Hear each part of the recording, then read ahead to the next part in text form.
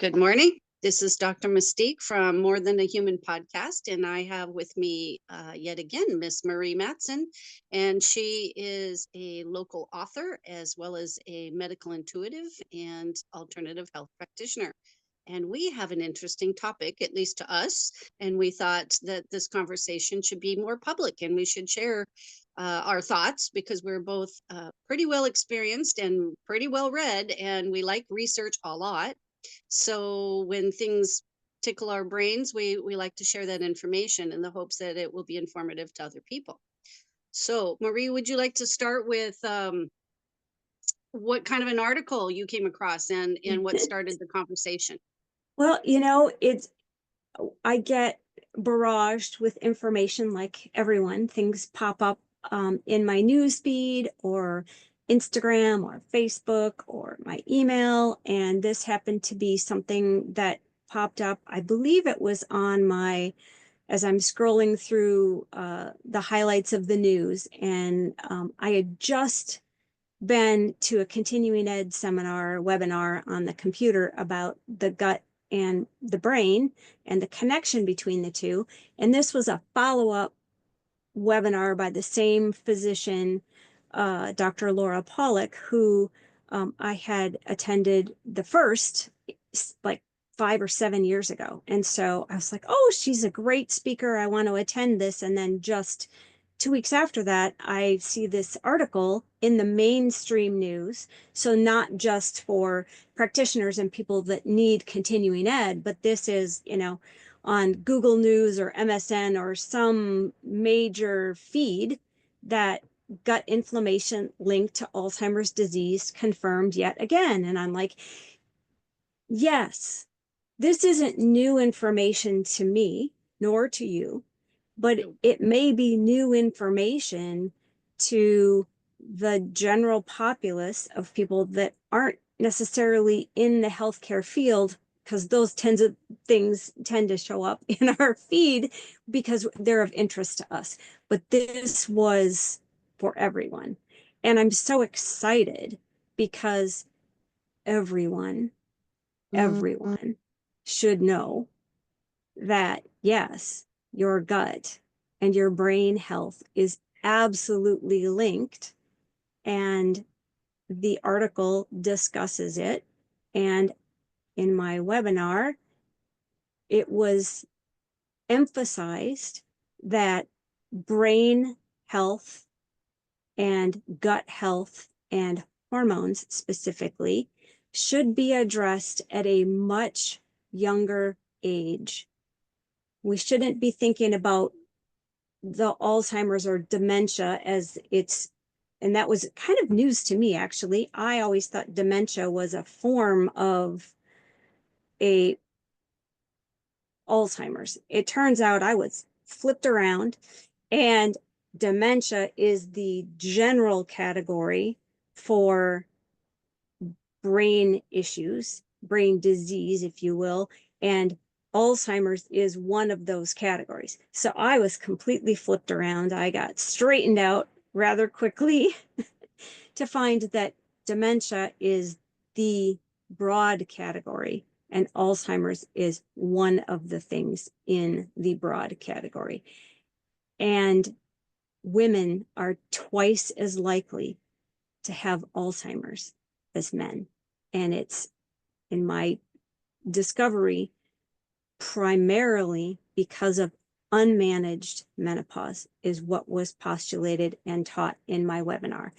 And so that's really caught my attention because I went into the perimenopausal range at age 35. I was very young. Yes, And that is I would young. I would not have thought to address that in my mid 30s. Maybe the earliest, early 40s, but not that early. And there are some, like myself, who had some other situation that needed to be addressed. And so I'm really advocating for people that come with health issues in my practice as co-managing patients with you, but also because I do alternative type of things like muscle testing and I have the quantum biofeedback. These things do come up, and I'm grateful to know that now the mainstream media, such as it is bringing this information. And I think truly, not to be political, but a little bit, health is now being forefront because of the change of the political climate. And so I think that we're going to hear more about health in general, because of the change of administration. And I, for one, I don't want to be in politics. I hate politics. I don't like politics, but I'm all for everyone educating themselves about their own health. And so I brought this article to Dr. Grobe. Thank you so much, Dr. Mystique, because I really wanted to have this discussion and make it available for everyone, in your audience and in the consumerism audience of YouTube and Instagram and other places, so that they're not just following some TikToker, um, but getting the real scoop, the skinny about how did we get here and how can we explore this gut brain health and lifestyle shift? What can we do? What should we as humans do? Well, I first want to point out that, yes, in the alternative medicine field that you and I are in, we definitely see trends long before the science actually catches up, in my opinion. The biome or the gut health or related to hormones or the connection via the circulatory system has been known in many different systems of alternative health, including Chinese medicine, naturopathic medicine, as an example. Those are the two I'm most familiar with. And we might state it in different ways, saying, the spleen qi is weak, and saying that there's a cognitive issue related to low antioxidants, or you need a change in yeast and probiotics. But the supplement companies that we order from or prescribe from will also be already on that. And for the public, when they receive the information, like you found in that article, when you're talking about mainstream, people don't always know that the research has been done years ago. And it's Oh, only now yes. published, approved, gone over. Everybody redoes the study. Everybody looks at it. Everybody decides whether or not it's appropriate to publish or not. And some things are actually held for a time. Very rarely do we see scientific studies published quickly. So this information has been out there a long time, and that has lost us sometime. When you're talking about, we could have treated ourselves young, we could have treated ourselves when we are in our 20s, our 30s, because in my experience, when I have patients that are concerned about dementia, they know that there's a familial link. They know that if my dad had it, I'm more likely to have it. Especially in men, I see that pattern actually. And so people feel like a ticking time bomb. I will say, when people come to me concerned about dementia, they're just waiting for the other shoe to drop, honestly. Like, when? What they want to know is when, and can I slow it down, because I'm having a hard time remembering. And as you know, there are many factors that affect your cognitive health, many factors. So where we went with this gut health article conversation was really like, how did we get here with our digestive health? We didn't have these I mean, even if you look at pictures of teenagers and adults in the 50s and the 40s and the 30s, we did not look obese, in America anyway, to the level that we are now. We didn't have preteen diabetes. We didn't have No. people looking like that. So how did we get here, and why is dementia showing up, specifically Alzheimer's, way earlier, Well, and decades earlier? as we were talking this through and deciding, was this something we wanted to bring, and do an episode about. I'm so glad that we are.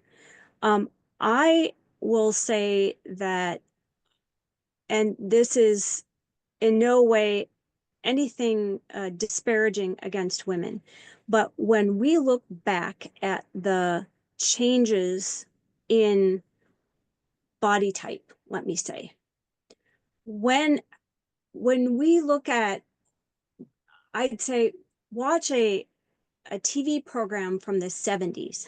Go to Me TV or whatever and watch a TV program from the 60s, late 60s or early 70s. How many people were overweight?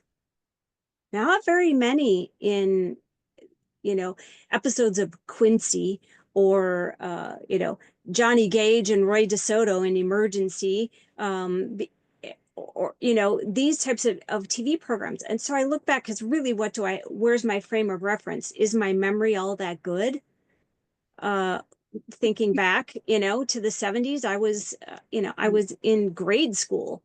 What was my focus? Can I roller skate after school was my focus, like I had skates and I put them on my over my shoes and I was going around the block. Did I care who was eating what and who was overweight? No.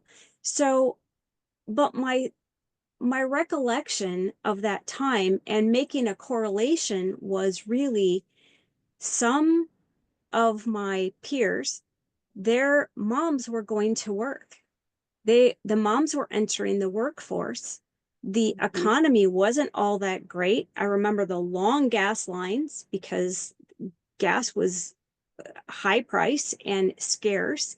And we experienced this shift in culture of moms were working and prepared foods. You could go to the grocery store and you could buy foods in the freezer section that were pre-packaged, and we now had a microwave oven that we didn't used to have. Only my grandparents had a microwave oven, and all of a sudden it seemed like that was almost a necessity. And why was it a necessity? It was a And household appliance like a refrigerator. You had to have your microwave. And I and remember they were behemoths. They were and huge. I they were very big. And I Yes. remember, I mean, craziness. So my father and my grandfather worked in the electronics field. So not selling TVs, but they worked with radios and frequency and installing them and taking care of frequency towers for the radio station and the police department, right? So they came home. This was a deal. My grandparents got this microwave and my dad went and got the Geiger counter. Like, who does this? Only in my family. And outside of the microwave, they were measuring to see if there was any radiation coming from this microwave, and there was none. On the outside, there was none. So it was deemed safe, and we could now start using this. And mostly it was to heat up water, which is so funny. And we tried different things, right? I was I view myself as fortunate. My mom was a stay-at-home mom and she worked from home. And so she was there to prepare meals. We didn't have that much pre-packaged, and we were allowed certain things that were pre-packaged like cereals and things, but she was still really trying to make us cream of wheat and homemade um, uh, oatmeal in the morning and things like that instead of the pre-packaged and put in your boiling water and it was done for you, right? You could do these kind of things. So when I look back on my childhood, it may be different than someone else's because somebody else's may have had a TV dinner for dinner. That could have been. My family was like that. My mom grew up where everything was made from scratch. And when she got to the point in that era where everything was pre-made for you, she embraced it. Hallelujah. And so everything we got, except for dinner, Everything we got came frozen, prepackaged, TV dinner, you name it. One, because we were just old enough where we could heat it ourselves in the microwave. Two, she didn't have to worry about if we were getting anything because she was convinced we were getting balanced nutrition, Salisbury steak and peas. And it was fun for us. It was unique. It was an adventure. So why not? And And nobody yeah, was reading labels back everything. then. Yeah, we didn't read labels back then. I don't think they even put things on the labels, honestly, Oh, because maybe not. that came later, I believe. So yeah, we had no compunction whatsoever. But now, as an adult and as a naturopath, and knowing more, like even the study by Dr. Emoto, the Japanese scientist, where he studied molecules of water. Well, he studied the distortion that frequency can have on the water molecules. Human beings are 70% water. So if you are distorting a water molecule that could be a beautiful crystalline like a snowflake, perfect in every dimension, and have it distorted and warped because of a frequency sent to it, even by a word, not just a microwave, then it's pretty intense what it can be doing inside our body. So that's one Yes. place we went wrong, is we started killing food. So when we think about the words we speak, when we think about the food we ingest, are you giving life, receiving life, or are you adding death in some way? So our words, we help someone, we uplift someone, or we slander them, we bring them down. Our food, we take in live, raw. That's why that's a whole trend right now. And eating out of the garden, the less processed it is, because the more processed it is, not only is it more void of nutrients, there's less life, whether it's the water, the light, the nutrition, the minerals, all the things that we're surrounded outside our body that we're made of. If they're missing, I mean, okay, think about the air. I think it was in the 70s. I don't quote me on the exact date, but isn't that when they came out with flaked cereal, like cornflakes? I think They so. had they processed it so much, they made it palatable, okay, like a cereal, but then they had to re-add the nutrients they took out, fortify it. So you think, oh, it's stronger, it's better, it's like a multivitamin. No, it's because it's dead and they had to add more nutrients back in. They do that today with yogurt. They sterilize the heck out of it, and then they add the probiotics. Activia, we've got, Okay. probiotics. Well, they Well, would all almost you have heard to, is because if probiotics. they would put the probiotics in first, they're, I mean, it wouldn't, is the culture really live? Well, it's Because, if you make it properly and don't, chemistry lab it, then right, yes, it actually is made from a culture. That's why cultured foods are so good. So I'm getting into kind of like remedies here, but right. yes, that it's that example. How did we get to where we are, where like Alzheimer's and dementia are like escalating? Part of it is, yes, we have more people, more older people, but we are Well, not healthy. And it well, starts with our diet and our lifestyle.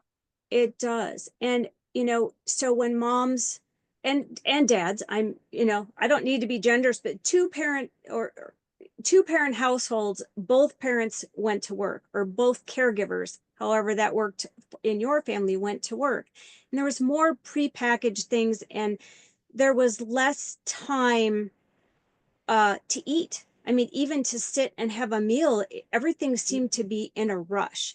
And then you had to On get a your time, on homework a time. done, and you had to, there was just this, the, and the family time of having somebody wash the vegetables and chop like that just didn't seem to happen anymore. It was left up to one person, or and then it was a burden almost. And so things became much more rushed and in a time crunch, is my recollection, you know? Well, and it's because we thought, well, we can do more with the time we're saving. We're not doing dishes. We're just discarding into the garbage. And that's a whole nother pathway that we got into trouble with.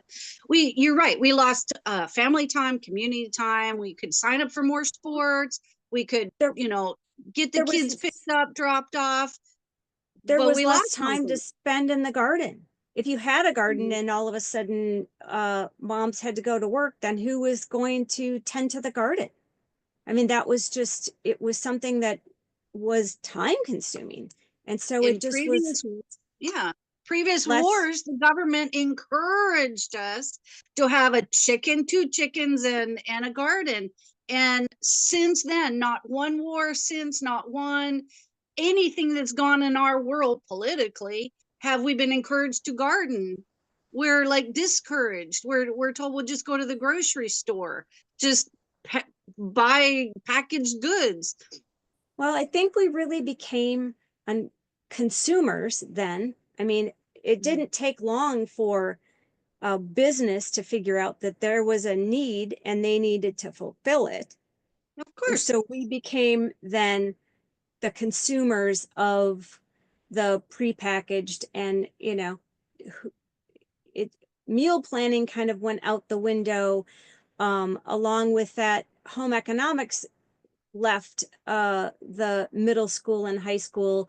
And so Hmm. Hmm. students were really encouraged to take courses for college and pre-college courses, and really the take care of the repairs for the home and prepping food at home wasn't no longer taking place in the schools. Right. And so education changed, and it went to the schools because it wasn't being taught at home so much. Okay. Right. And then it got lost out of that as well. And then we really traded a lot for convenience. And we okay, even think about your job. Now we're working to consume. We're not working to live. We're working to consume. We're not Mm-hmm. just working for a house over our head. We're Right. working for the best house, the most house, the more cars, the everything's consumed, the latest, greatest, trendy whatevers that aren't even food. The Right. grocery store. I can tell you, people on low income financing or housing assistance, food assistance, that kind of thing. When you are given a limited budget, and I would say that currently doesn't seem to be as bad as it used to be. Before, you were very limited. You could only buy certain foods. Now you have a range, but you have to be aware of your dollar amount that you're spent. And they are fairly generous with that these days. But they if you want to save your money, if you want to get the most for your buck, what's the cheapest thing out there? Potato chips, Cheetos, TV dinners. I mean, you to buy The the fresh, the buy as healthy unhealthiest, food. Yeah, yeah, the the stuff with the unhealthiest, most garbage in it is the cheapest. That takes more processing, more right, time, more ingredients. right. And And yet a head of lettuce is more expensive than a bag of chips. yeah, it's a little upside down and backwards in our opinion, in my opinion.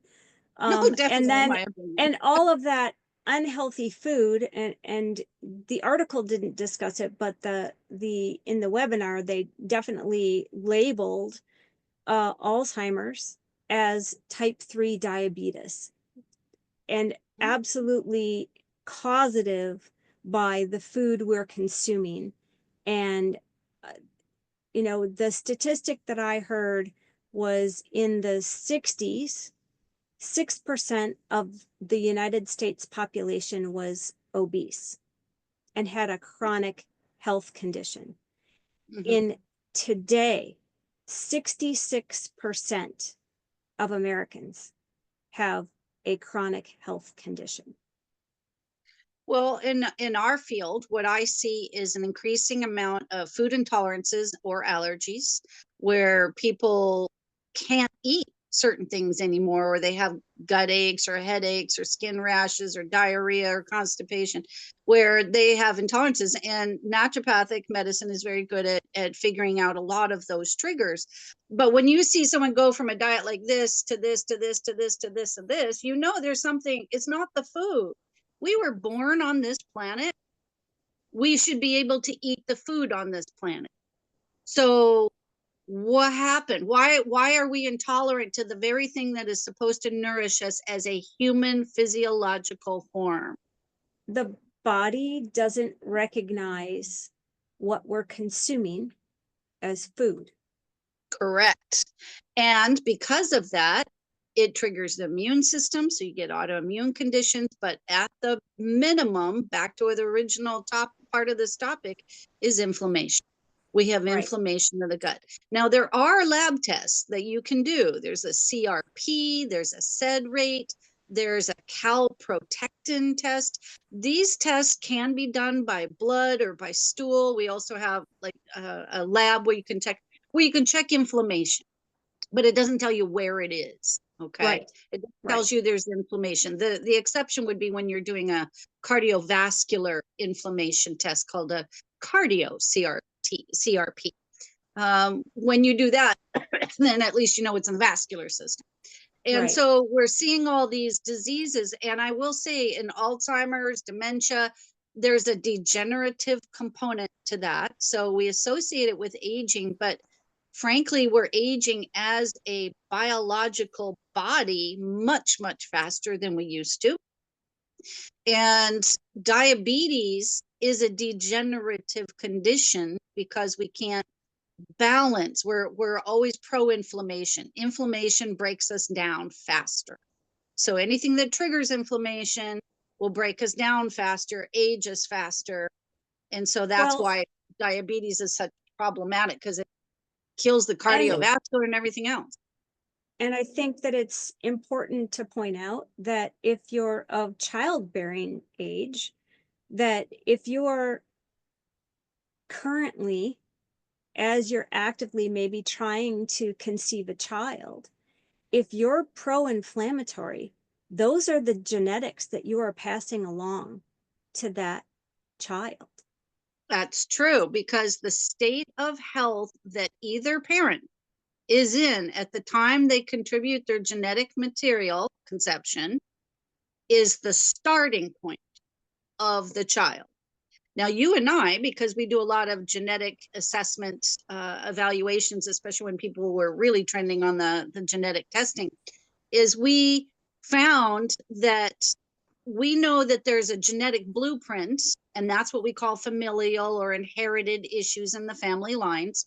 We see that, but we also know from our personal experience and from nutrition and science and research that there is what we can do to the genome. We can turn it on or off based on lifestyle and nutrition. And we have control over lifestyle and nutrition. We don't have control over our genetics per se. We It, inherited that. So maybe we have to it, be vigilant our whole life, well, right? and it was a big eye opener to me. I mean, here essentially I think of your genetics as, here's the chromosomes from mom and here's the chromosomes from dad. So here's your deck of cards. Yeah. And this is what you get to play with. Mm-hmm. And oh, by the way, we're just going to take a few of these away because you're blocked in some way. And Mm-hmm. not to say that you're not playing with a full deck. That's a bit of a, right? But We are talking about dementia. right. Yep. So, but you do have kind of some potentially strikes against you. But knowing that some of the things you do have control over, you can influence. You can influence with lifestyle by diet and exercise. And when you say diet, when I say diet, I'm talking about your daily consumption, not some fad. Okay, I'm going to do the keto diet or this diet or that diet. I'm talking about what you consume, what you choose to put in your mouth, what you choose to eat. You have control for the most part over that. And some of that is unconscious eating, like sitting in front of the TV and eating snacks that you weren't even hungry for. It's just a habit. It's what we do, is we make popcorn or we have whatever's handy, or we Or you're eat more bored, or to. you're bored. You eat for a reason, like you're bored. You're not really truly Right. hungry. Right. Yeah. Emotion. They always say it's been a saying, actually, as long as I've grown up, that you should never eat when you're upset. But then we get commercials that show and movies that show that somebody's broken heart and they're eating a gallon of ice cream. Well, It's just like, and and well, that's not cult what we're trying to do. I would say even culturally, we gather around food. We Absolutely. Yep. and we have Thanksgiving coming up in the United States in a couple of weeks. We Mhm. gather, and then you end up, the tryptophan coma. I mean, that's a real thing. Tryptophan does make you tired and sleepy, but, when you look at everything that you consume for Thanksgiving, how much sugar laden things can we possibly pack in one sit down meal, which tends to be with friends or family that, I mean, by the time that's over, you're watching football and you're just, everybody's passed out on the sofa. Yeah, and some of that's overeating too, because you our stomachs can stretch. You consistently overeat and you're going to end up with problems. But we have to produce digestive enzymes and bile salts and stomach acid to break that food down. And if you're dumping too much on the compost pile here, it's going to take a while to get through that. And that's part of that coma feeling as well. Right. And So rich foods we don't eat typically. The holidays are terrible. So this is good timing for this it little is talk. very good timing for this, actually. Well, and we had talked, and you had mentioned a little bit about these. So we have the food that we're consuming and what's available to us. Not everybody can afford to buy uh, organic. Um, my recommendation's always been, if choose the thing that you eat the most, have that be the organic thing if possible. So you're at least you're creating a change a little bit. But really, because of the food that is available or what we can afford, we have these chronic diseases or things. So you symptomatically are going looking for help because you have some imbalance. And you had mentioned, a lot of what you had were calling not only the lymph system, but glymph. Correct. Gosh, pre-COVID. So I'm going to say a century ago, decades ago, it Yeah. feels like. I don't remember. I was doing a lecture on Alzheimer's, and literally just like 2 days before I gave the lecture, new science research came out proving finally that there is a lymphatic system in the brain, which they had never believed happened. They believe nothing can cross the blood-brain barrier. There's like a stop. It's like crossing country borders kind of thing. And yet people were having signs and symptoms and conditions related to, it looked like something would cross the barrier and they couldn't find the connection. Well, the lymphatic system, we have our blood circulation system, but we also have a lymphatic circulation system. It does not pump like the heart does. It does with exercise, bouncing, and laughter, actually. The lymph is the freeway of the immune system. The lymph nodes are the bus stops. Okay. So if you have congestion in traffic and can't get through a bus stop, all right, you're going to have swollen lymph nodes, like an infection or an illness of some kind. They have found that a lot of the brain inflammatory conditions, including Alzheimer's, and I'm going to say autism, and there's a few other conditions. I'm not saying all autism, I'm just saying there are cases.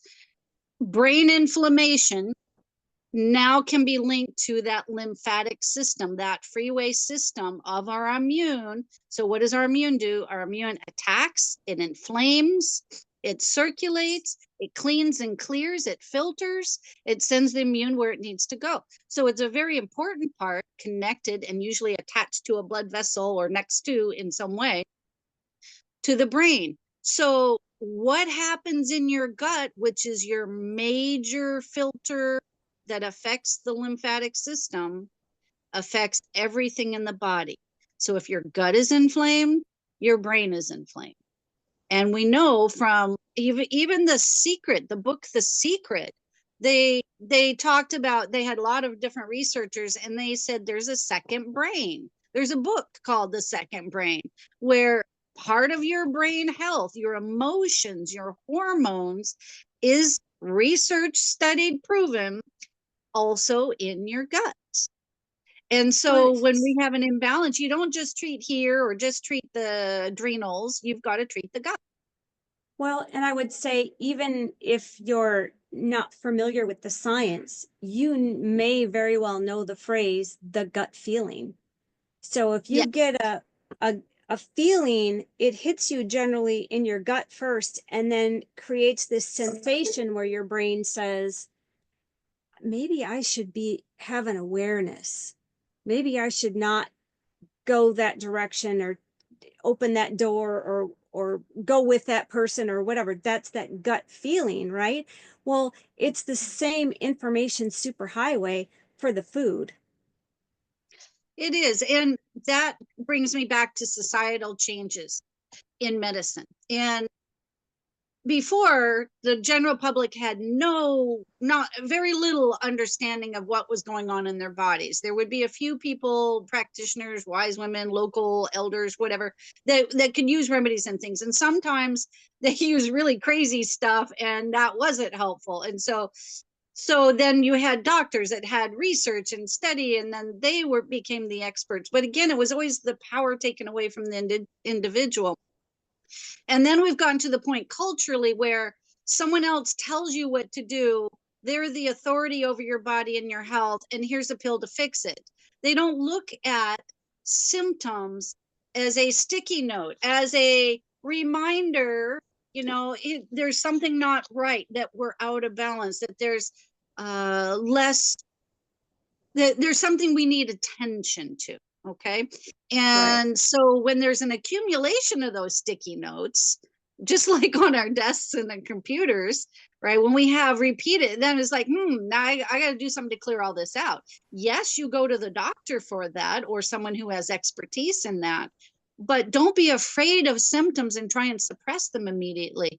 Go within. There is a mind body connection, and more there's a Dr. Michael Lincoln. He's a mental health practitioner, and he's got books that have been out, for a whole series of books on the body mind connection, related to what physical symptom is related to what emotional condition, that might be from childhood wounds or attachment styles or PTSD. And And I've those seen that kinds as of a things, naturopath forever. You yeah, have as well. and those kinds of things show up in the Mhm. biofeedback, in the quantum biofeedback. And I was just attending a continuing ed hour this morning, talking about miasms and patterns of things. And Chinese medicine is excellent at showing patterns. And um, Mhm. you being a naturopath and being able to do assessment when you look at the tongue and other techniques, is just, it's a different way of assessing, where the current Western allopathic doctors, they didn't learn that method. I'm not saying that they're bad. It's just our system of medical care has really become a business rather than healthcare. And it's how it is. I don't want to assign blame or fault. No. They only have, quite honestly, maybe at the most 7 minutes to hear what you have to say, make an assessment, and decide what to do. And Right. 7 minutes isn't long enough for me to buy a new pair of shoes, let alone have somebody tell me what is going on and I should take this medication. I mean, I feel, um, unless I've got some glaring uh, strep throat or something that's very Mhm. obvious, I need more time. I just feel like I owe it to my body to have a different type of assessment, unless I need stitches or surgery or something that's Mhm. glaring, neon sign. It to me is just, I prefer the functional medicine approach to, I'm a whole person. I have a mind, I have a body, and I have a spirit. And so to just segment it is, and narrow it is a little bit not what I would prefer. And I think Well, we may very well see a shift now, in our society, that there's we owe it to our citizens to take a broader look at what's going on and not just address the symptom. Well, and I think that shift has already begun even before current whatevers, because I find that people come in even bringing a solution to the visit. They'll say, do you think it's this? Do you think my emotions on this? Do you think I came across this article and I think that this might be part of the factor? They're looking more broadly at that. I think the difference is functional medicine, which is more the whole body approach and how it works as a whole machine connected rather than individual parts, is very, very good for chronic conditions. And I think the more allopathic approach is very, very good for emergency medicine and for acute conditions. So it's not that either one is bad, it's just, are we using them appropriately? So if I were to have acute tonsillitis, if my herbal throat rinse wash doesn't work, then I want to be able to have an antibiotic if it comes to that. We did go from, and we've seen improvements in where antibiotic was the cure for everything. And then we're like, oh, well, maybe it's not, because now we have organisms, superbugs, that aren't responding to those antibiotics. And then as we're studying and researching the flora in the gut, we're beginning to understand that those antibiotics aren't just affecting the organism you're trying to kill, but it's also wiping out your gut flora. And it took us some time to research and discover that we need that gut flora. I allude to gardening, okay, with that, where if you want an azalea to grow in a certain place, or if you want chard to grow in another place, you have to create the conditions, the soil conditions. They have to have the right pH, they have to have the right flora, the little rhizomes and the nutrients. You treat them differently to get the optimal function. And so when we're taking an antibiotic and it's just wiping everything, now you're starting with sterile soil. And you have to be careful what you introduce first, because it's going to move in, look around and go, all right, this is pretty cool digs here, and I'm going to make the condition healthy for me. And this is where we see bacteria that is normal flora overgrowing and acting parasitic. We see yeast, that's the most common. In fact, a lot of women will find that when they are treated for a urinary tract infection or some other female pelvic area infection, that the doctor now starts to also prescribe an antifungal, because you get rid of the bacteria and now the yeast grows. The yeast is not going to react to an antibiotic. And for the gentleman watching the podcast or listening to the podcast, you're not exempt, and you guys get to call it this macho jock itch, but that is yeast. That is a yeast overgrowth, and it tends to show up in moist crevices, and not, it can not only be athlete's foot, but it's yeast, and the symptoms are somewhat different for men.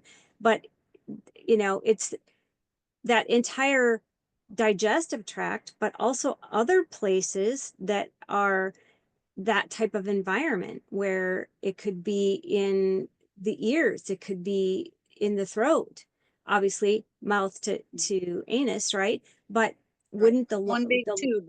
The lungs are a very damp, dark place that mold and yeast could, there's, like, when you start thinking about where it could go, it's, I suppose, just about any place in the body. So it's important for us to understand that this overgrowth can happen. Even you now hear people say, oh, I have SIBO and I have to take this antibiotic. And I'm like, oh gosh. Not only has the medical doctor prescribed like one of the big hitters like Augmentin, are they also going to then keep you in balance by looking at the potential for fungal overgrowth, because you've now leveled the playing field? That just is, it's a little scary to me. Yeah, we've discovered both in practice and in research that different organisms our normal flora in our gut before we thought any bugs were bad. And we've discovered that certain ones like to linger in different parts of the intestine, so small intestine versus large intestine. We've also discovered that the more diversity in our gut, the healthier our gut is. And now when you do a biome test, which is checking the population in your gut, Yes. when you do a test like that, they will compare what would be considered the healthy amounts of 10, 15, 50, 100 organisms and tell you what they think is missing to balance that out. Because if you are missing ones, there's going to be opportunistic organisms. So maybe something else that's a normal flora grows too much, or maybe something from your diet or your food comes in and it moves in because the conditions are out of balance. And so it's like, yeah. So think of it as like kids going to a college dorm. If you don't have enough monitors in the halls or per floor, is going to be Partyville every single floor. And that's fun for a while, but after a while, it's a pretty destructive. And so that can happen in your gut. So what you're trying to do is keep the flora balanced, and that requires a healthy diet, not a lot of food additives and preservatives and dead food, processed food. You need to do live. So when you are on a low budget, you use your dollars what will not just get you the greatest volume of something or taste good, but you want something that is going to give you the most organisms into your diet, the most nutrition into your diet. And so maybe you'll buy barley or quinoa, pretty inexpensive. Maybe you buy chickpeas. Yes, it will take a little bit of cooking time. It does take some preparation time. But if we don't go back to that, we're history. If we're Right. TV dinner lifestyle, we're TV dinner bodies. And then we will die sooner of degenerative conditions or lack of nutrition because that's dead food.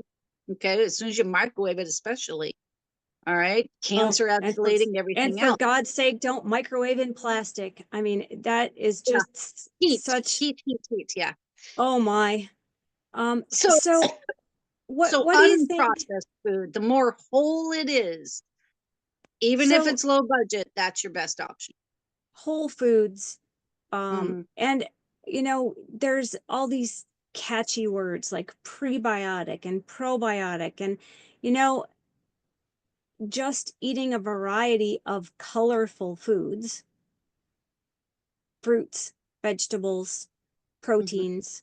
Um, it, do you have like an in general that would be in general, try not to buy over processed foods or processed foods, um, fruits, vegetables, the whole food.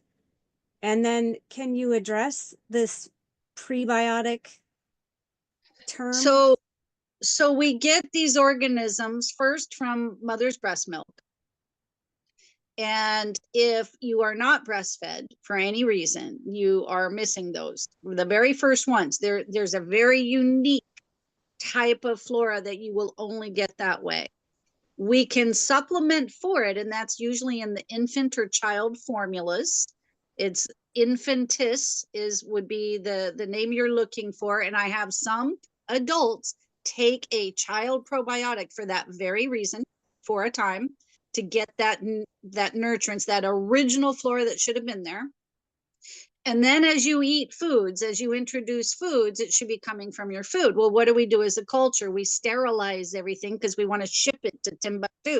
So instead of getting local food, we're getting far away food. And so if you do local, if you do out of your garden, you are naturally going to get probiotics. If you ferment food, make your own pickles, make your own sauerkraut. And if you don't want to make your own, then you're going to go ahead or apple cider vinegar. That's the easiest thing for most people to make on their own. But if you don't want to do that, don't have time, don't have interest, you're not a food chemist in your kitchen, then you buy those things, and you buy raw, and you buy kimchi, and you buy yogurt with probiotics, even if they're added. You can buy Low sugar, supplements. That's low the thing. sugar or no sugar if Yeah, possible. ideally. So probiotics can be supplemented, and probiotics just means the good flora that's supposed to be in our gut. But if you have to constantly supplement probiotics, then you are planting annuals in your garden. You are not planting perennials. So then if you are dependent on that, then it means the conditions of the gut, your garden, are needing repair, and that might be digestive enzymes, bile salts, stomach, HCl, hydrochloride. It might be anti-inflammatories. It might be adding more probiotics or butyrate, which is secreted by the probiotic. Or it could be you're only taking one organism. I see a lot of probiotic formulas where there's like just one or two, and I say you have to have at least 3 to 5 different organisms listed. Well, and I've The heard you make the prebiotic, recommendation. I've heard you make the recommendation to not stick to the same one over and over again, to buy whatever's on sale. If they need to start with the impetus one, the impetus bifidus one, and then move to something else, but to kind of not always buy the same brand, the same bottle, the same organisms to inoculate or right, put to get the that in. diversity, Yeah. to get the diversity. There's research that has shown up in the last, I don't know, I'm going to say at least 5 years, where they found that if they inoculated just one or two types of organisms that were more rare, that weren't over and over and over the same ones, that it actually promoted conditions for others to start showing up just from natural eating. So the more diversity, and that's why I have people rotate their probiotic formula sometimes, is to get a little bit more variety, more diversity in there, in the hopes that something will stick, and then it makes the conditions better for something else. Probiotics secrete butyrate. Butyrate helps create the condition, the pH, that makes the probiotics want to stay and live there. Then you also have the prebiotics, which really are doing the same thing. They're just making the conditions right. Jerusalem artichoke. If everybody ate one Jerusalem artichoke a month, it would help. I raise rabbits, and rabbits have the most sensitive tummies in the world.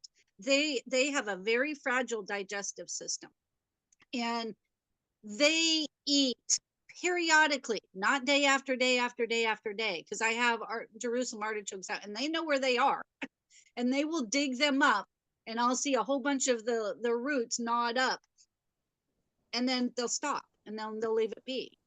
And it's because, and I have a lot of wild rabbits in addition to my natural, the ones I'm raising. And so that's the other thing we have to do, is not be mono food all the time. We really need a little bit of variety in live food. I'm not saying you can't do a sandwich every day, or, I prefer pot roast every day kind of thing.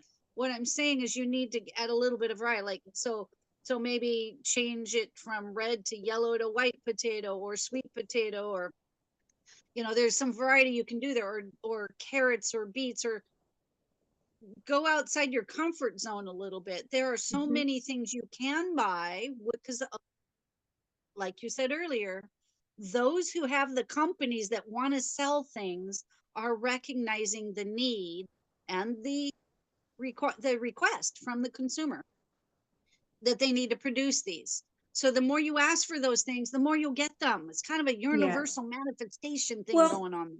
and years ago, I worked in a chiropractic office, and it was mid 80s and beyond. But I remember, like, macrobiotic was a term, but really it was eat food in season. Yeah. And, Eat food local, in your locale, in your and not locale, shipped all over. right.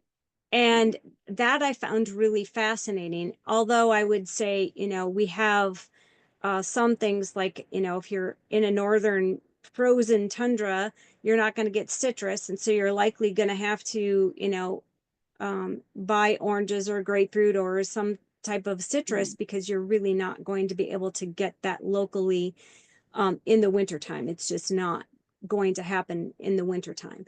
And Mhm. vitamin C is one of those nutrients I would think that we need year round. It's not just a seasonal thing, but you can get vitamin C from other food sources. It doesn't have to be citrus.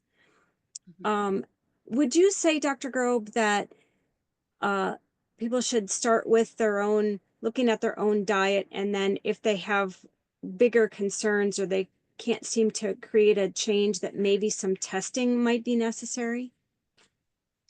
I would say if you have chronic digestive health, mental, emotional health, like chronic low grade, not severe, but low grade depression or anxiety, you have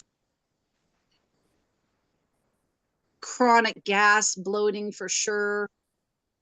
If you feel full after small amounts of food, or if you feel like your diet is getting narrow and narrow as far as what you tolerate, even if you don't know why you're not tolerating something anymore, then yes, you should absolutely have testing. And I will say I've seen health care and conditions trend. So the current trend is the biome, but it's one I wholeheartedly applaud. I think we need to go there because it's the root of us. And if your health, if your digestive health, if your nutrition is not healthy, then nothing will be eventually on your body. You will age faster, you degenerate faster, you have more inflammatory conditions. It'll be a Well, I mean, snowball coming down the mountain. I think that I think maybe it's maybe well known to me, but again, I'm in this is kind of my world, right?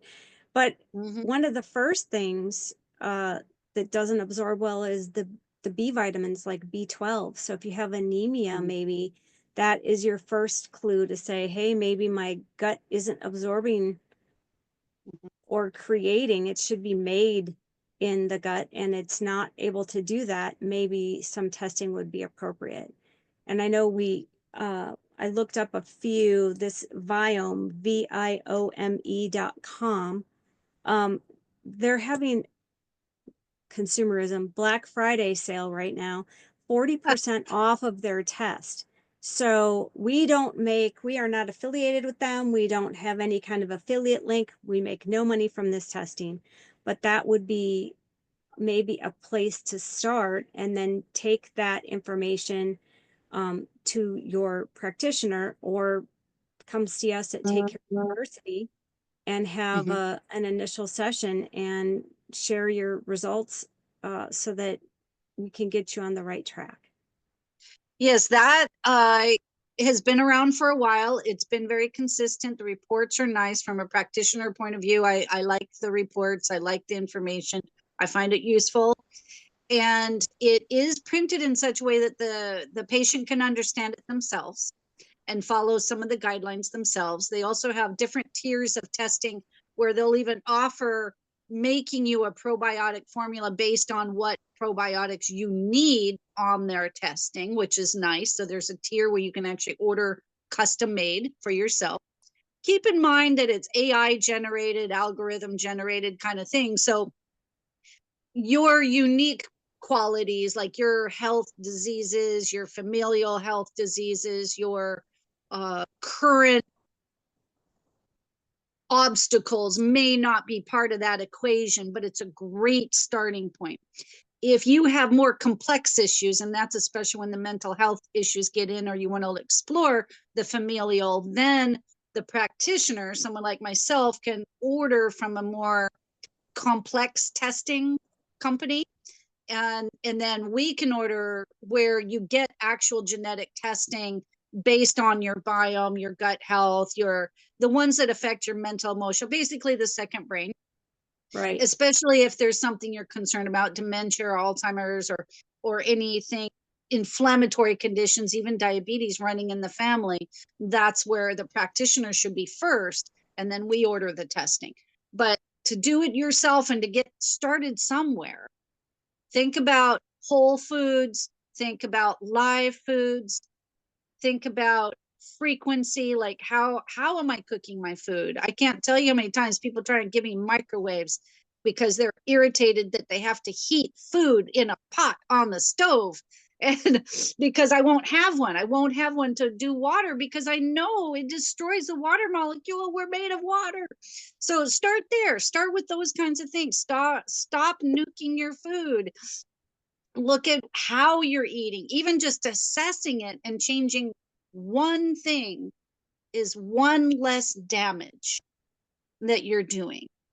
And you have control over lifestyle and diet. Those two It's true. things. It's And true. it will affect even your genetics. We know that for a fact by current research, old research. Lord knows what we're going to find out soon. Pretty soon we'll be able to take a pill that solves all the genetic issues. Who knows? Well, I would love to see, especially for the things that we can't test well, Mm-hmm. like the gut. I mean, we can test the gut pretty well now. Pretty well now, yeah. Diagnosing mental health issues, I would love for there to be kind of like the pH test strip, right? And so you stick maybe something on under your tongue and it will test your different levels. Like, wouldn't it be great if you knew what your dopamine and serotonin and all these things just by sticking it on your tongue, and then you could tell by the little dots what was low, and then you'd maybe Mm-hmm. have some homeopathic drops to take, and then you'd know, like, you could control that. Because even something as simple as magnesium, I think magnesium is simple, but the body uses magnesium, your heart, your bones, all of it. It's always changing. It's really hard to pin down. Wouldn't it be great? It'd be great. But I'm a data junkie. I Well, I really it's also a form of control, right? So I like being in control. I like knowing what does my body need right now. Um, One way that I think a just a mom, a dad, might learn, like muscle testing or pendulum testing, and that's a way to be able to be a little bit more in control and learn how to do some of their own kind of testing, maybe, so that it's not always having to make an appointment. They may be empowered to know those things for themselves or for their family. right. That's very much listening to your body as sticky notes rather than alarm send you to the emergency room signals.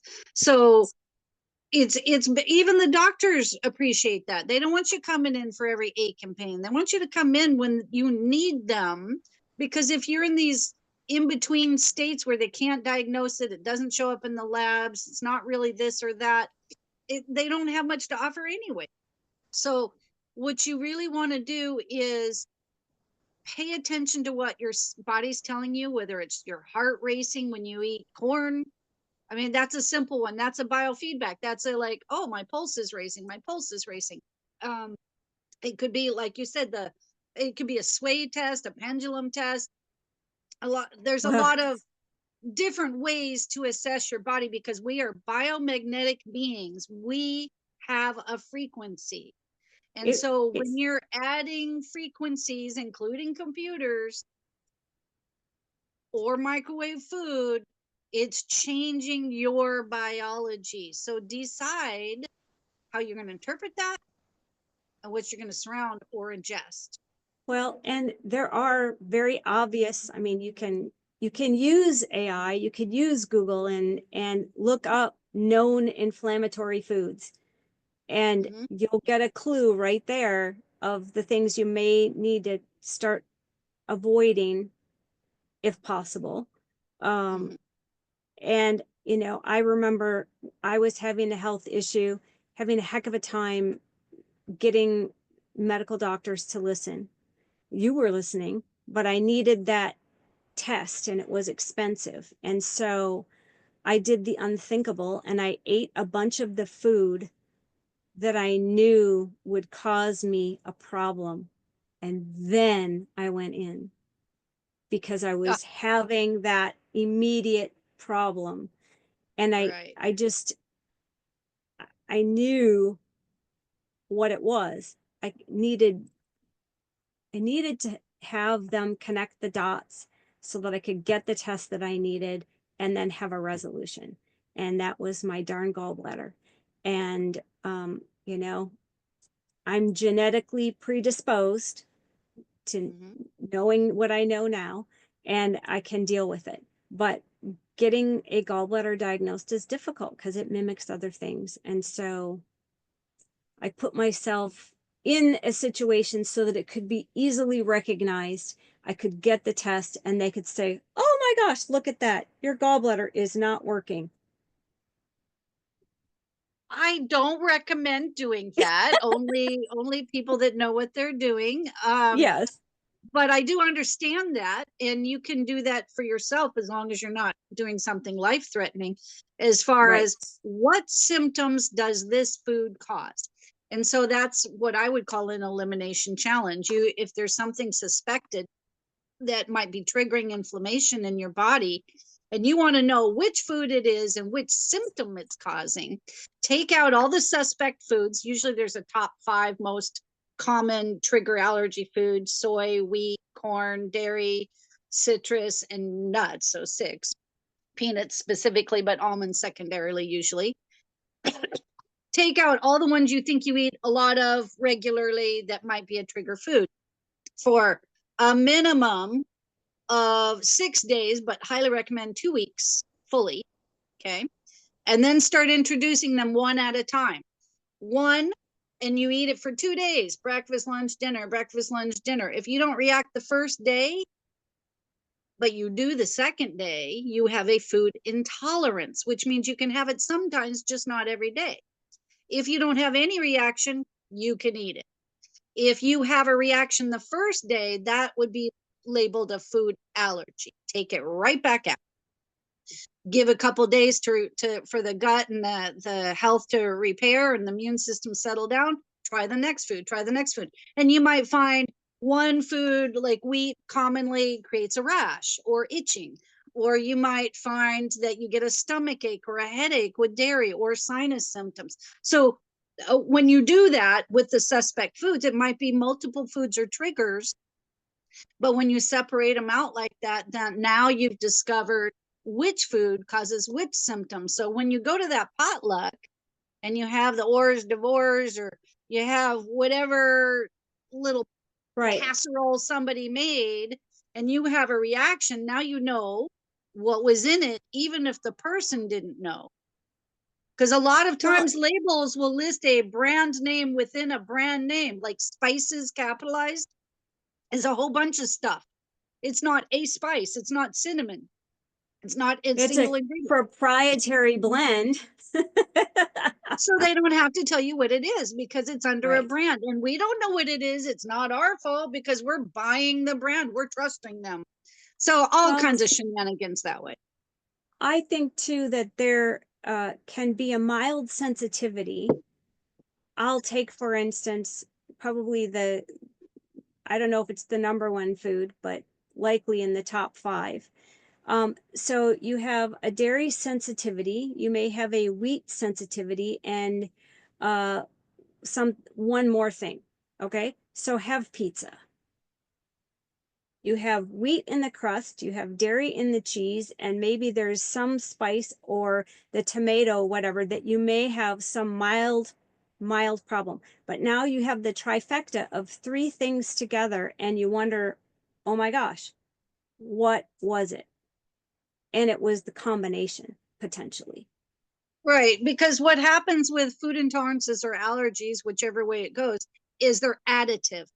So you might have a mild one to this one, a mild one to this one, and a mild one to that one. But when you put them together, it brings you up here. It's additive. It doesn't just say we're going to react at this level. We're going to add here and we're going to add here. Okay. And that's another way, that's another treatment protocol that you can use, in the sense that suspect foods, and I do this a lot with kids, is that if you want them to have a balanced diet, or kids are picky, they will only eat certain foods. So what you do is you rotate the food. So today you can have wheat, 4 days from now you can have tomatoes, 4 days from now you can have dairy. What that does is it pokes, react the immune system inflammation, rest for the remaining 3 days. Poke, rest. And so you never escalate. If you escalate, they're too close together. If you rotate all foods, and that's again, variety of foods, not monofood, not monofood. Right. Don't do just wheat every time. There's also like the form it's in. Like I'm a good example. I can do corn, like canned corn, corn on the cob. Can't do tortillas or corn chips because it's how they process it. Probably there's a name for it. I want to say nictification, or I know I have the word wrong, but where they use lye to process, to break the corn down, because they're using feed corn, not sweet corn for the most part for those. Yeah. And I can't tolerate them. They will create an allergy. They will create gut symptoms, asthma symptoms, all kinds of stuff. So the form it's in, some people can do canned food or vegetables because the cooking process changes it, but they can't do it raw. Okay. So you Interesting. can play with that as well, as far as like what form. Of course, the more you cook it, the more processed. Right. So if you're going to do raw, do something else raw. That makes sense. Mhm. Makes perfect sense. Well, how would you say that is the easiest way to be in touch with you? Clicking down below if you're on YouTube, and leaving a comment that would send an email to you when someone makes a That comment for on me your right now is, podcast. yeah, for me, that's the best, is just making a comment, because I'm still learning my way on technology right now. And I don't know where I'm drawing people from. Sure. So at this time, yeah, that's the best for me. And I do know that if you go to Mhm. takecareuniversity.com, that you can click on the contact and fill out a little contact form, and that will send an email to myself, and I always forward those to Dr. Grobe. Mhm. Um, we have, I have my own website, which is just my name, mariematson.com. My Mhm. book is there. People can contact me through there. You know, people ask me, what do you do? And I say, well, I'm not a diesel mechanic and I've never waited tables, but I do like everything else. So I do consults, I do biofeedback, muscle testing. I have taught people muscle testing, things like that. So I'm open and available. If you have a question, reach out. I have a contact form there, and can also leave a comment below, and Dr. Mystique will let me know. And I will. I will. I So yes, so we work sometimes together, sometimes individually. It just depends on what people need. Do explore, use Google to do research instead of play games, and actually discover what we're finding, the research and testing and ways to get started. And if you want like personal guided advice, that's our specialty.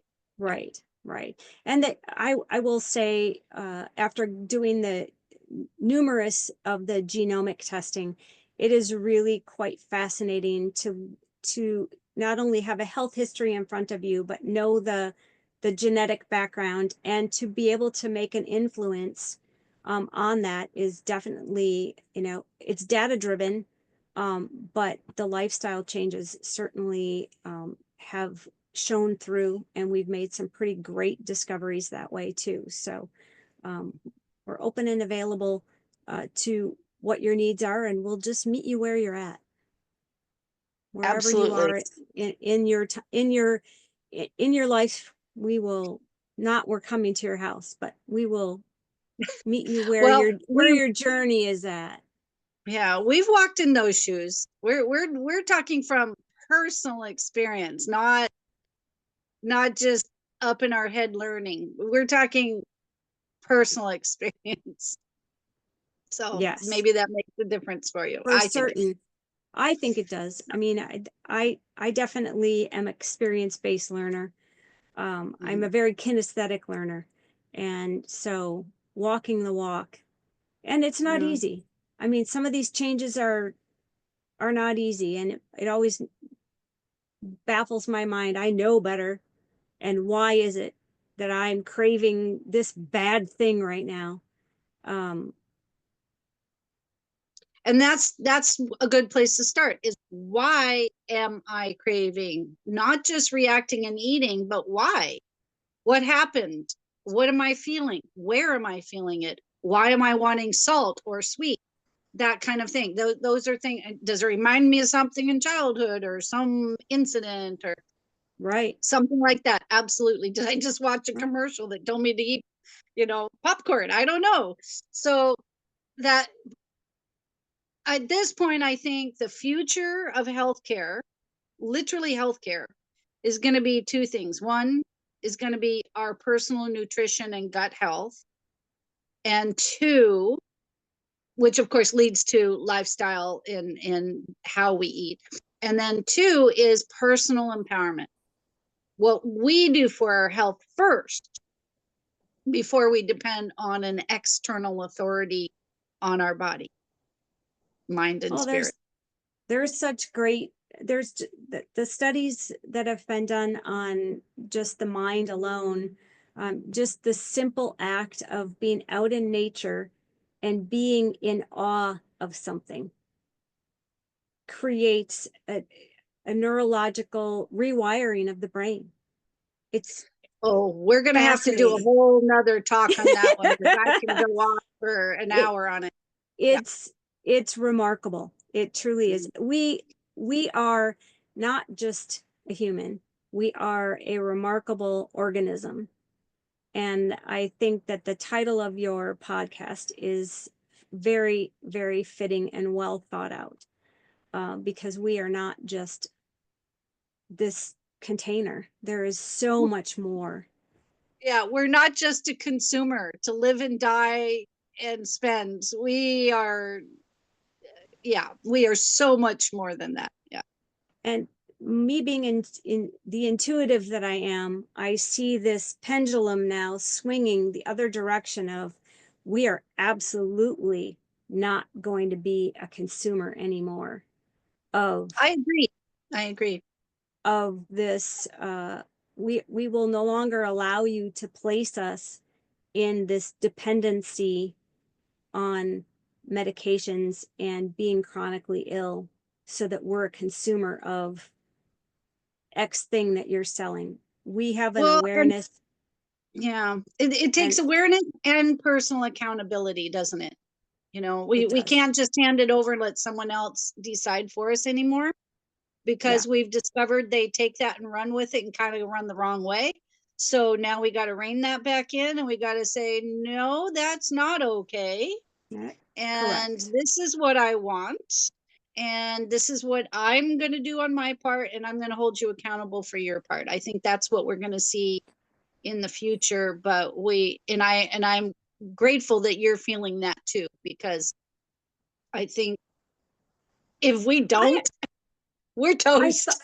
I thought during what I call the great sequestration time, um that I felt this big move to a reset to the 70s is kind of how I felt, like we were going to go back to having only one person working, more stay at home, more, and I still feel that way. I don't think we're quite done yet. I think that that is really may be very well a reset. Some people in their families, they have to work in order to be able to afford everything, not just the stuff, but just life, Mhm. the bare necessities.